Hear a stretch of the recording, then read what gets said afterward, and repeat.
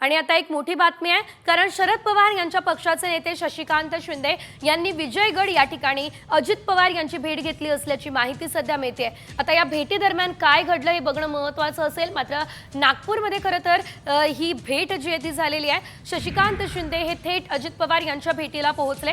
या दरम्यानची ही एक्सक्लुसिव्ह दृश्य आपण साम टीव्हीवरती बघतोय। अधिकची अपडेट आमच्या प्रतिनिधी रुपाली बडवे देत आहेत। रुपाली, शशिकांत शिंदेंनी अजितदादांची भेट घेतली, नेमकं काय घडलं या भेटीत? राष्ट्रवादीमध्ये पडलेल्या फुटीनंतर शशिकांत शिंदे जे आहेत ते शरद पवार यांच्यासोबत थांबलेले होते, ते अजित पवारांच्या सोबत आले नव्हते। मात्र आता विधानसभेच्या निवडणुका पार पडल्यानंतर आपण पाहतो आहोत की अजित पवार यांना भेटण्यासाठी म्हणून शशिकांत शिंदे विजयगड या नागपूर त्यांच्या निवासस्थानी खरं दाखल झाले।